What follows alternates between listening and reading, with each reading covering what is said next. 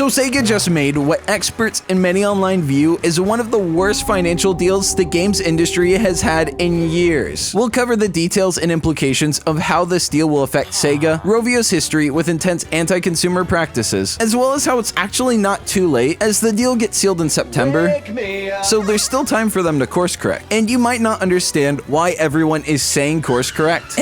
What can be so bad about the Angry Birds devs? Well, there's a lot to unfold, and if you don't want the future to become a microtransactional nightmare, I think this topic will be very interesting. Now, for a little context, it very recently got announced that Sega's put out an offer for $750 million to acquire Angry Birds developer Rovio Entertainment. Now, just looking at the numbers alone, this is a really bad deal, as this is quite literally the worst time to buy them, and judging by the discourse from everyone I've seen, including the financial experts, this take seems to be right on the money. But let's put that aside because, let's be real, numbers and finances are boring, and frankly, they aren't nearly as important as Rovio's practices as a company, and going over that will give some context to why everyone is so upset over this deal. I've just spent the last few days researching and re-reviewing Sega's history of acquisitions, Rovio's company analytics and culture, as well as other companies' similar gaming acquisitions to compare this to. So before I damage my reputation with Sega by going over the deal of a company they're about to spend $776 million on, and so the video survives and does decent, drop a like, double check you're subbed, and corporate greed is in the air. I just opened memberships, and unlike most I've seen, I'm creating a bunch of exclusive content, more casual Sonic videos, editing guides, a monthly stream just for members, epic and based emotes, and best of all, it starts at $7, which since YouTube takes 30%, and that part sucks, trust me, I know. But this is not only a great way to support me and allows me to spend more time on the channel making more detailed Sonic news videos, but you also get a bunch of cool bonus content. I was innocent.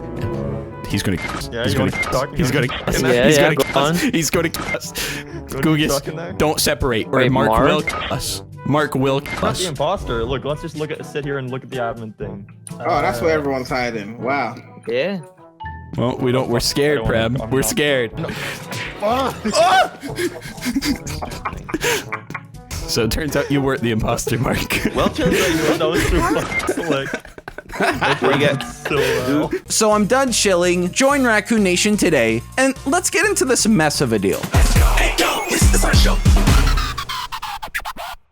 So to understand the money on this and how it compares to similar sized acquisitions, I first want to get into Rovio's business practices, something that comes along in Sega's purchase. Now, Rovio is a company that even in recent years, no matter what good they try to do, always revert course and fall to the pressures of penny pinching the consumer for corporate greed. Which I know the phrase corporate greed sounds super corny, but in this instance, it's very true, and I can show some blatant examples of this. They've pushed so hard to adapt the all too common pay-to-play microtransactions model to the point that they've even sabotaged a lot of their own games and back catalog just because they interfered with their profit. Which, if you don't believe me, take the classic Angry Birds game that we all know and love and put Rovio on the map as an app studio. Well, since the initial release in 2009, they've developed every possible spin-off you can think of and to varying successes. But at the end of the day, fans still wanted to play the original game. And due to a variety of made-up excuses such as old code and licensing issues, Rovio removed the original Angry Birds from all app stores. And this is odd considering plenty of old apps from this era have modernized their engines and code to stay up, as well as easily change up music or whatever other licensing issues there are. Has anyone ever heard of app updates? You can say it's old code, but 2010's Fruit Ninja and 2009's Doodle Jump are still up to this day. So this excuse is 100% made up and invalid. Plus, these are just the first two examples that came to my mind. There's hundreds more that are up to this day. It also doesn't make sense because over time, they've changed the original game and added in so many microtransaction features that it barely even resembled what the game looked like in its peak of 2012, which at the time the only microtransaction they added was the Mighty Eagle to basically instantly beat a stage. And you take that and tack on level packs, and that's a balance the consumer doesn't seem to mind, given the game was only 99 cents and these weren't pushed that hard. However, over time, they added every money-making thing you can think of. Different power-ups, multiple tiers, cosmetic hats, switching from ad-free to ads everywhere, because spoiler alert, they make much more than $1 off your ad viewing over time. Did I mention loot boxes? Of course there were loot boxes, yes.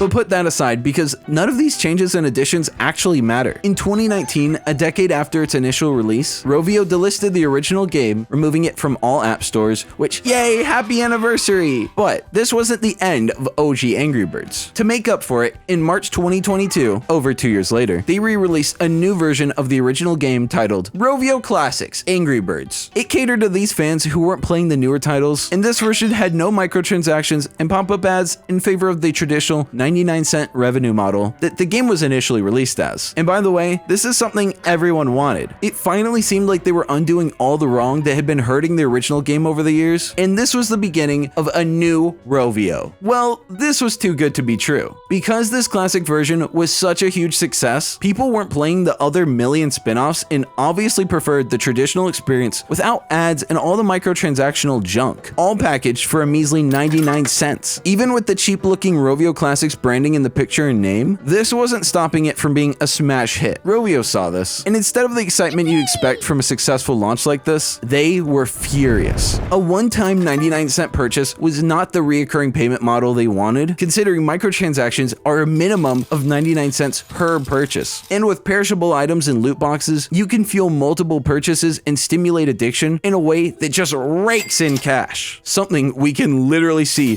from their constantly increasing profit reports. Like, this isn't my opinion, people, this is just the facts. However, all these cash earners were missing from this classic release, meaning this game's success was actually hurting their bottom line. So in February 2023, Rovio announced that Rovio Classics Angry Birds would be unlisted from the Google Play Store and all Android devices and would be renamed to Red's First Flight and only stay up on the iPhone App Store. According to Rovio, the delistings and renames were, quote, due to the game's impact on our wider games portfolio. So you don't even have to put on your tinfoil hat to follow this story, because they're openly saying that people were not buying and playing other Angry Birds games simply because this classic offering was too successful. So they wiped it off Android entirely. On top of that, when downloading it, I couldn't find it because it doesn't come up when you search Angry Birds, since it's now Red's First Flight, an intentional strategy they did just to bury the game. At this point, it's starting to get funny how much Rovio is trying to destroy the original Angry Birds. In response to the news of the delisting, a Reddit comment with 4.2 thousand updates writes, so the old one is better than the new ones, but it isn't full of slot machines, so they get rid of it? Says all you need to know about these mobile game developers. And this isn't a one-off case. They've gone through their entire catalog, and any title that's currently up has been filled to the brim with microtransactions. In relating to that topic, another user with 1.6 thousand updates writes, I hate how they went back and ruined their older games too. I re-downloaded Bad Piggies the other day since I remember enjoying it, and within 5 minutes, I think I watched 3 ads and was given multiple in-game BS currencies. Deleted. So to conclude this little Angry Birds Classic story, less than a year after its release, despite still being a premium game that customers paid 99 cents for, and was a massive success considering it's a classic game people wanted the most, they still went and sabotaged their own product, and this one title, the original Angry Birds, gets sabotaged again just so they can make more profit as a whole. The product that they produced solely to make up for them sabotaging the original got sabotaged by them almost more than the original. A fellow Fedora brother summed it up well in a comment writing, sad, we went from celebrating a good act coming from a mobile game company for once, only to reach the most cynical outcome possible less than a year later, which even Blizzard, who's as unethical as it comes, still lets World of Warcraft Classic exist, even though its popularity towers over the newer versions. And yeah, it's probably less profitable than the new one, but that's kind of the cost of doing business. You know, if you're not total pieces of shit. While reading and researching this, a memory popped in my head of absolutely adoring the first sequel to Angry Birds, Angry Birds Space, which released in 2012, and just like the original, also got delisted from app stores. This one in 2020, a year after the original one, and still to this day has never become available again. And to this point ties into their broader catalog, which in an acquisition like this begs the question, what juicy properties will Sega get from this deal? Looking at the news of all the game acquisitions happening, basically everyone knows IP is one of the key factors for a deal of this amount. So, looking at Rovio's developed games, you'll see next to no success outside of Angry Birds. Going through their entire catalog, almost every single non-Angry Birds app has terrible reception and very low scoring reviews. Combine that with 99% of them being generic Bejeweled knockoffs. In fact, the only non-Angry Birds game with even slightly positive reviews is a game called Tiny Thief, and this actually looks kinda cool, but alas, it's Birds delisted as well. And I looked into it to find out why, since it was one of only a couple non-Bird successes, and the reason is just as bad, if not worse, than Angry Birds Classic. So the top comment on a question asking why it got delisted reads, "They made it free by making the first 2 worlds free of charge, but they made a horrible mistake and all that paid lost their purchases. Rovio didn't want to deal with this and had it delisted." Meaning they had a tech issue and they had no clue how to resolve it. So instead of resolving it, you know what they said? "It's over. There's nothing we can do. Instead of making the purchases free for everyone and just making it a free app, just delete the app from everyone."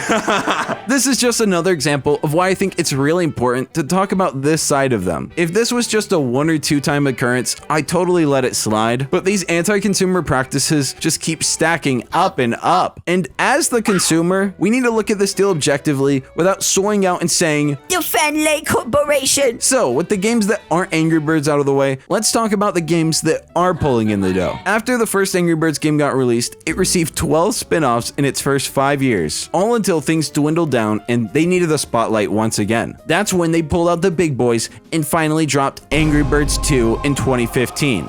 And following that, they released 10 more spin-offs in the coming years. Rovio's list of intellectual properties is basically just that. And I know a lot of people will nitpick me saying that, so I'm going to quickly speedrun their other titles for thoroughness and frankly comedy. Their other games are hilarious. One title they made was the licensed game for The Croods, starring Nicolas Cage, and it got terrible reviews. They made Amazing Alex, which actually did get decent reviews, but I don't know too much about it because in 2015, only 3 years after it was released, Rovio once again smacked it with the delist hammer. They made a game called Retry, which was a blatantly honest Flappy Bird clone, and to their credit, it had a few fun little twists, like levels instead of just endless, but even the aesthetic is the same, like they didn't even try to look original. Also, it got delisted. The rest of these are all Candy Crush knockoffs or too insignificant to get a Wikipedia page or any online coverage. Wow, Love Rocks starring Shakira, or Nibblers, which did get some decent reviews, but as a blatant Candy Crush clone, truly wasn't fit for this world. And after looking more into it, I want to give a little credit to one more Rovio game. One of the ones that didn't have a Wikipedia page is called Battle Bay, a competitive multiplayer jet ski battle game with a 1-to-1 Fortnite aesthetic. Literally looks like if you told an AI to make Fortnite models and it just pumped out these generic designs. But I mean, it's not delisted. People are playing it apparently, so credit where credit's due. It looks fairly fun at least. Who knows how long until it's delisted. Sugar Blast, which do I even have to cover? You can tell by the name, is a Candy Crush clone. Yes, there's definitely not enough of those out there. And the last one is one I've seen ads for all over Twitter called Small Town Game End. And you probably wouldn't guess it by the aesthetic, but yes, this one is also a Candy Crush clone. Match 3, match 4, I don't care. Match up to the competition and create a new game mechanic. They made Angry Birds in 2009 and said, wrap it up guys. We could be inspired by other similar Flash games, you know, like how Angry Birds was. But instead, have you ever heard of Bejeweled or maybe a game called Candy Crush? And I know it sounds like I'm dogging on them, but whenever they're given the appropriate opportunity to innovate and create a brand new formula, they just go, yeah, geez, I don't know, that Candy Crush money, it's looking kind of sweet like candy. And all these clones show an important lesson that Rovio clearly doesn't get. And frankly, I'm kind of worried this is going to affect the work culture at Sega. To understand this concept, I'll play a short clip. Elaine? I come? I'm sorry. We've already got a George. I'm sorry, Rovio, but we already have a George. Candy Crush and even a handful of successful spin-offs all exist. I know it's low stakes to pump these out, and they have the chance of super high profits if successful, but really, what are the odds one of these trash pit clones is going to be a massive hit on the App Store? You're probably more likely to win the lottery, and at the same time, every one of these games they pump out is just another wasted opportunity to create something original and unique to appeal to new audiences. Like, okay, Angry Birds epic, this time they're medieval fighting. And sure, maybe there's some higher short-term profits for pumping out low-effort trash, but it not only ruins the brand's name, something Sega is literally buying and taking on as their own reputation, but it's also a business myth. It's like scamming people. Sure, you'll make more money in the short term, but that well will dry out quick and you're going to be left with nothing. If they took the time to make a fresh new formula that was beloved by everyone, just like they did with Angry Birds, then they'd be sitting on a literal gold mine. Like literally take Angry Birds and double it times 2. And Angry Birds is all their money, so times 2 is a lot for them. And this is something you think would appeal to any corporation, but the problem is it requires risk. Something successful corporations take, and ones that are filling their games with microtransactions and just clinging to life, literally almost going out of business a few years ago. Absolutely do not. You have to put effort and money and resources into a game that doesn't have the red bird in it. I know, insane. And as we go through this video, that's a theme you're going to see reoccur more and more. Rovio does not take risk, and whenever they do take risk and it slightly doesn't give them the outcome they want, they lose it. As a brand identity, constantly pumping out and being associated with garbage Candy Crush clones erodes any faith in the customer, and that's putting aside the image of slowly filling their games with ads and microtransactions, something that I'm sure the consumer loves. To wrap this whole point up and actually address the solution of this problem before we move on, without a team of fresh creative minds who are ethical but smart people who care about the consumer behind the scenes, there's literally no chance of new IP and formula that's unique and has the possibility to become more popular than Funny Bird Game. If they don't ever take risks, they will never surpass their peak of Angry Birds, and that's kind of sad. It's like if Rooster Teeth only made Red vs. Blue and never made Ruby. So, when the solution is a new team and different people behind the scenes, think about it. Does it really seem like a good solution to take all these people and now have them work on the inside at Sega? I thought I would mention this first because I think it's really important we keep this in mind before we get into all the numbers and nitty-gritty of how this deal compares to other acquisitions. The optics of how a company is viewed, business practices, and how they manage their intellectual properties, as well as their work culture, all play a major factor in determining whether this deal is a plus or minus to Sega's work culture in the long run. So with IP covered, let's move to the logistics of this deal and how it compares to similar acquisitions. The price of this purchase is set for the exact amount of $776 million.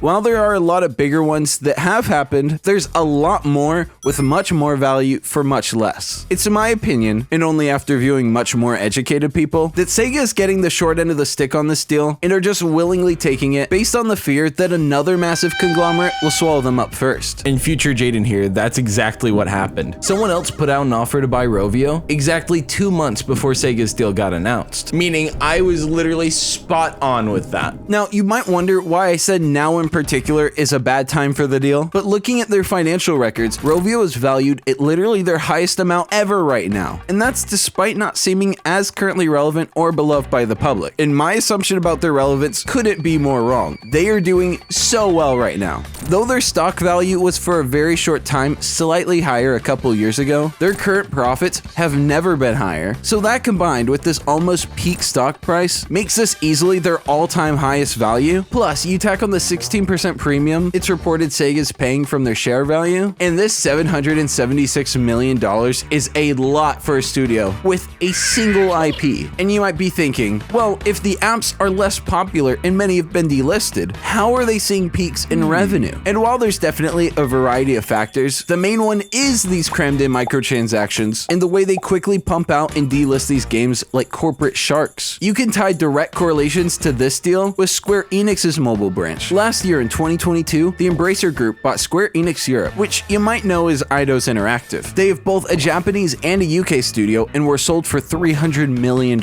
With this happening in 2022, they were sold in just as bad of a market and economy. They were somehow sold for less than half of Rovio's cost, but include a vast range of IP with Tomb Raider, Deus Ex, Thief, Legacy of Kain, and quote, more than 50 back catalog games. I think this example single-handedly demonstrates how the Rovio acquisition clearly could have been done better, and only time will tell if the revenue continues to see new highs or if it begins to plateau in the coming years. For $750 million, which is about the same amount as Rovio, EA bought PopCap Games, who created the massively successful formula in franchises such as Bejeweled, Plants vs. Zombies, Peggle, and Zuma's Revenge. All games I'm familiar with. They pioneered multiple formats and had proven their worth at that point. Now, one thing to note is that this deal was in 2011. Since then, that $750 million is the equivalent to $903 million today. So to be objective, this isn't a one-to-one comparison, but even accounting for inflation, there's no shortage of better deals. Microsoft got Rare for what's worth $565 million today. Tencent got Riot for $482, and tons of others. In terms of finances, Rovio hasn't always been on the up and up like they are now. In 2015, 1 year before the Angry Birds movie released, they were really struggling to keep up with the changing mobile market and were forced to lay off and cut 213 jobs. This was the same year that, despite having made numerous sequels, they finally made Angry Birds 2, only 13 games after the first one. And it was in this time they switched their failing business model to the one we know today. So they've clearly shown they'll stoop to the lowest of lows to survive. But to be objective and look at it from the other side, this actually isn't a terrible deal if Rovio's a studio you really want to go and pursue. Since they have a proven track record of being aggressively profitable, it's a safe bet that they can sustain themselves, and in a race to consolidate the games industry, they're one of the last big mobile studios to not get swallowed up. In just the past couple years, a scary amount of all game studios have been purchased and consolidated, so it's likely Sega is seeing everyone doing these big purchases and is sweating, knowing the opportunity to grab anything decent is coming to a close pretty soon. And with what we now know about Playtika's $735 million offer, it's not even speculation to say that's exactly what happened. Sega also has had super high profits lately, especially after shutting down the parts of the brand that resulted in losses. So much so that it got recently reported they're giving everyone who works there a 30% raise increase. That's like an insane amount. Plus, they also had that recent deal with Microsoft that everyone seemingly forgot about. Yes, guys, that deal is still in the process. I know we haven't heard anything about it, but don't forget, something will come from that. All that meaning now is clearly the time for Sega to dip into their savings and make a big purchase or two. That's not the question. Makes sense. The real question is, Rovio? When you compare this to similarly priced deals, even accounting for inflation, it still looks really weak in comparison. We already covered it, but you're obviously not pursuing this for a plethora of IP. And part of the deal explicitly states, support cross-platform expansion of Rovio's IP, which is Angry Birds, using Sega's capabilities, meaning adding their games to other consoles and systems. But again, since their IP is literally just Angry Birds and a handful of Bejeweled knockoffs, Sega is clearly more interested in the developments and management here. But those guys are kind of the problem. And their intentions are hinted at more in the next line reading, Rovio is aiming to expand its platform outside of mobile gaming, and Sega will actively look to support this process through its capabilities, which just reaffirms the idea that Angry Birds games are going to come to consoles and other platforms, and Sega will be the one publishing them. And there is one thing I see from this that could be interesting from a consumer standpoint, but like most of these acquisitions, the best case scenario isn't the most likely one.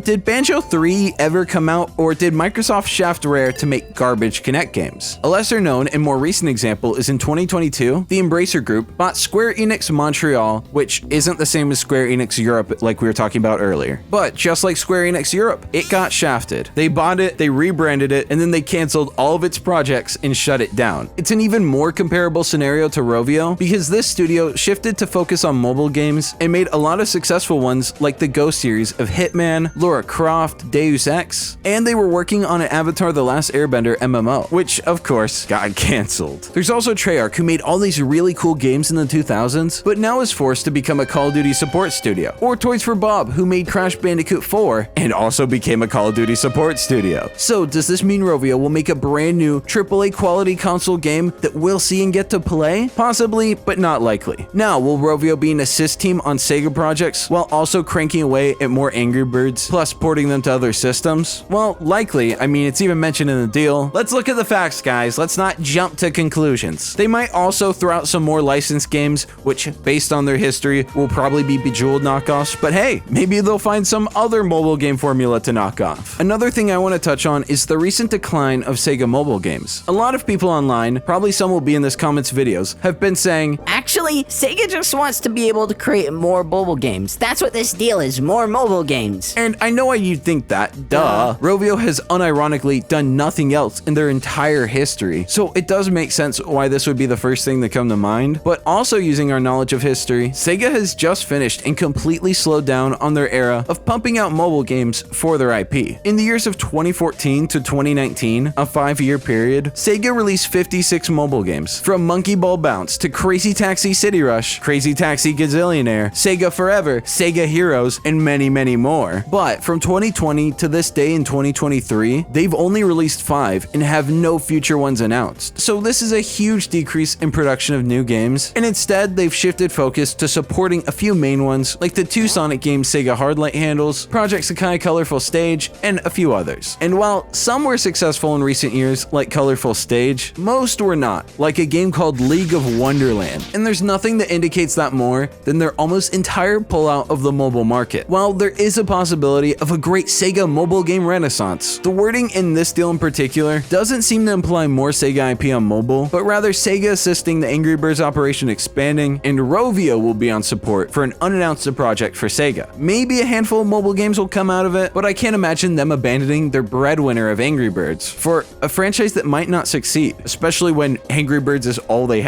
Plus, if they do make something new, it's just going to be a Candy Crush clone or another ripoff of a popular mechanic. Here's a suggestion, guys. Crossy Road? I mean, to be fair, Sonic Dash is basically a Temple Run knockoff, so you know, fair play. To give Sega even more credit, the $770 million they're spending is about an entire quarter less than the $1 billion number that the Wall Street Journal expected. Which, if the deal was $1 billion, it would be maybe the worst deal in the games industry ever. To give some light on that number, in 2017, EA bought Respawn Entertainment, who you may know is creating Titanfall, Apex, and Jedi Fallen Order. Most of those they've made since they were acquired, and they were bought for $315 million, which with inflation does equal 348. And the founders created COD 4, which defined the FPS genre for over a decade, so there was a lot of value in this deal. However, it's still significantly less than half of the Rovio one, and with this one, they get the team who lucked out on Angry Birds and have since aggressively milked every penny out of it. And while, yeah, they've done it successfully, is this equal to experience with a vast variety of successful styles in IP? I mean, don't get me wrong, Angry Birds is fun and all, but whenever they try to innovate, people don't like it, they go back and delist it, and eventually just revert to the classic formula that works. However, as acquisition opportunities are closing and everyone is being swallowed up, you could see why Rovio would be a decent option if it's all that's left, but it isn't. There are plenty of options that would have been tons more beneficial. A Sonic mobile game was pitched a few years ago, and the devs finally decided to open up about their pitch since, you know, it got rejected. And this game looks insanely fun. Another one is many people don't know about it, but with your Netflix subscription, you also get this mobile version of Game Pass, and it even comes with exclusive games they've purchased the rights for and funded, and you'll be surprised how many fun, unique mobile games there are. My favorite is Point B. The best part about it is you play it portrait and with one hand, so it can be played casually, and the game seems to be a hit and is super well received. Every single review is a 5 out of 5 or a 4 out of 5, so people love it. Another thing before I wrap up, I also wanted to touch on Rovio's multimedia, as it's not video games and is clearly less significant, so I thought I'd just touch on it at the end, as it's not that significant, right? Well, I was wrong. That is not the case. I thought it was just the movies, maybe a couple shows, but the Angry Birds multimedia world goes deep. So just looking at the TV series they have, there's 11 different Angry Birds TV spin-offs and shows, and many of them have had decently long runtimes, some even at the same time as each other, meaning there's clearly a large demand for the funny colored birds. And then you count the movies, which were shockingly huge successes as well, and suddenly their multimedia catalog, while limited to one IP, is surprisingly strong. How successful every one of these shows are, I don't know, but most of them are successful enough to continue for years and spawn multiple spin-offs. Blows my mind. I have a similar age audience. Are you guys watching Angry Birds TV shows? What's going on here? To give a quick wrap up, I'm not going to tell you how to think. Personally, after downloading Angry Birds Classic on the iPhone, I'm having so much fun. I forget how fun the original Angry Birds is. So I don't hate Rovio. I wish them all love, but I cover Sonic news. This is my job. So when I see the Sonic company spend $770 million on a company with a lot of anti-consumer practices, I'm like, maybe I should make a video on it, you know? And that's where we are. Drop a like, follow me on Twitter, and join members. I only have 1 or 2 pieces of content out now since I literally just created it. Even at the time of recording, I haven't created it. I have it created at the time of release. But I've been working on stuff for it. I'm gonna crank out more videos for it. It'll be a fun way to experiment outside of Sonic news and see what you guys like, see what sticks, and lots of love. Raccoon Boy out, and peace. Peace! Wake up.